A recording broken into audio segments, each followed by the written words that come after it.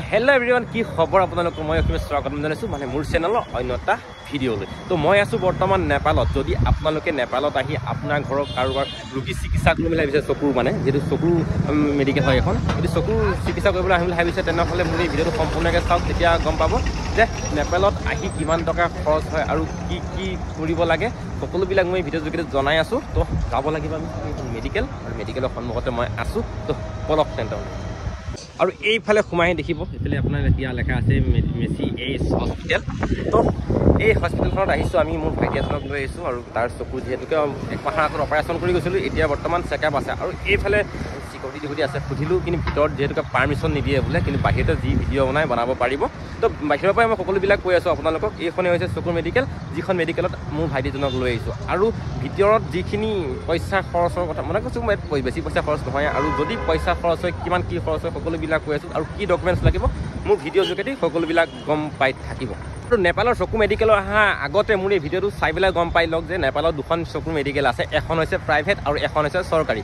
আৰু যিখন আমি বৰ্তমান মই আছোঁ এইখন হৈছে চৰকাৰী মেডিকেল, কাৰণ ইয়াতে আপোনাৰ বহুত কম পইচা খৰচত আপোনাৰ চকুহাল আপুনি ভাল কৰি লৈ যাব পাৰিব, বা আপোনাৰ পৰিয়ালৰ কাৰোবাৰ চকুহাল ভাল কৰি লৈ যাব পাৰিব। কাৰণ ইয়াৰ পিছফালে আৰু এখন আছে, সেইখন মেডিকেলৰ নাম নাজানো মই আচলতে, মই যিখন আহিছোঁ মই গম পাই গৈছোঁ যে ইয়াতে এইখন হৈছে মেচি, আৰু এইফালে লেখা মোৰ পিছফালে লেখাই আছে মেচি এই হস্পিটেল। তো আহিব ইয়াতে আপুনি কম পইচাত আপোনাৰ চকুহাল ঠিক কৰি লৈ যাব পাৰিব। আৰু এইফালে খুব সুন্দৰকৈ তো বাগিচাখন চাওক, ফুলৰ কি খুব সুন্দৰ লাগিছে চাওকচোন। এইবিলাক ফুলবিলাক তো আপোনাৰ কালাৰিং মিলাই ৰাখিছে মানে ইয়াতে। তো বহুত এটা ভাল লগা পৰিৱেশ। ভাবিছিলোঁ নেপাল যেনেকৈ হ'ব তাতকৈ মানে বহুত বেছি বেলেগ। আৰু ইয়াৰে ভিতৰৰ কিছুমান অঞ্চল আছে দেখাব পৰা, কিন্তু মই আচলতে আমাৰ চাগে সময় নহ'ব, কাৰণ আমি যোৱাকালি আহিলোঁ, হোটেলত থাকিলোঁ, আৰু হোটেলৰ থাকি পেলাই এতিয়া বৰ্তমান আমি মেডিকেললৈ আহি আছোঁ। হয়তো কোনোবাই ভাবিছে চাগে নেপাল আহিব গ'লে কোনো পাৰ্চ চাৰ্চ দৰকাৰ, কিন্তু একো পাৰ্চৰ দৰকাৰ নাই। যদি আপুনি আপোনাৰ লগত আপোনাৰ আধাৰ কাৰ্ডখন লৈ আহিব লাগিব, আপোনাৰ গেটত আপোনাৰ আধাৰ কাৰ্ডখন চাব আৰু দি দিব, মানে গেটত আধাৰ কাৰ্ডখনৰ কথা কৈ আছোঁ, যিখন অৰিজিনেল আধাৰ কাৰ্ডখনে লৈ আহিব, আপোনাক সিহঁতে ৰাখি নলয় আধাৰ কাৰ্ডখন। তো আপোনাৰ আধাৰ কাৰ্ডখন চাই পেলাই আপোনাক এৰি দিব, তো আপুনি চকু দেখাই মেলি আকৌ গুচি যাব পাৰিব। মই আছোঁ বৰ্তমান মেচি মেডিকেলখনৰ সন্মুখতে, আৰু ভাইটিহঁতে যিহেতুকে ভিতৰত গৈছে চেকআপ কৰিবৰ কাৰণে। আৰু ইয়াতে মই যিখিনি দেখিছোঁ চাওক, পৰিপাতিটো চাওক, ইয়াৰে আপোনাৰ এটা আপোনাৰ পাত পৰি থকা দেখা পোৱা নাই। চাওক কি এটা সুন্দৰ এৰিয়া, ইয়াতে আপোনাক যিমান দেখিছে পূৰা পৰিপাতিকৈ ৰখা হৈছে। আৰু এইফালে আমাৰ যিহেতু নেকি পানী খোৱা জেগা, আৰু ইয়াতে আপোনাক খুব সুন্দৰকৈ চাৰ্ফ টাৰ্ফ দি মানে বাইদেউহঁতে মচি থকা দেখিছোঁ। চাওক না কি পৰিপাতি এটা, যদিও মানে কি চৰকাৰী হয় বস্তুটো, বহুতেই পৰিপাতি।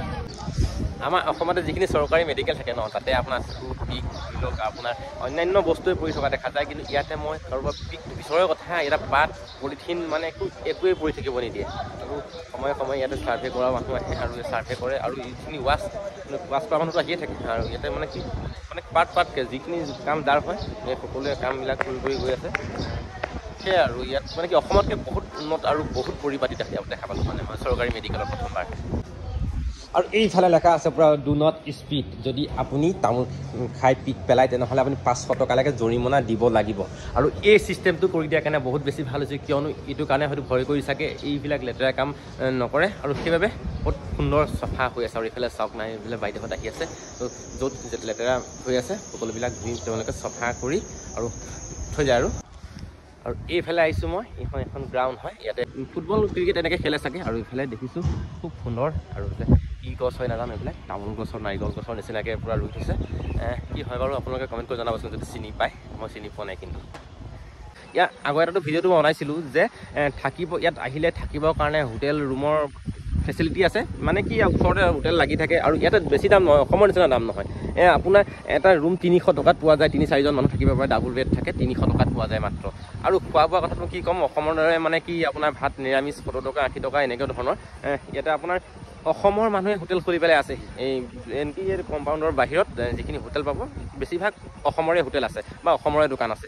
বহুত কেইজন দাদাৰ লগত মই চিনাকি হ'লোঁ, কথাও পাতিলোঁ। আৰু সেই ভিডিঅ'বিলাক পাৰ্টকৈ মই ভিডিঅ'বিলাক দি আছোঁ ফেচবুকত বা ইউটিউবত। তো আপোনালোকে মোৰ পেজটো ফ'ল' কৰিব, আৰু মোৰ যদি ইউটিউবত চাইছে মোৰ চেনেলটো ছাবস্ক্ৰাইব কৰিব নাপাহৰিব, তেতিয়া সম্পূৰ্ণ ভিডিঅ'বিলাক আপোনালোকে চাব পাৰিব।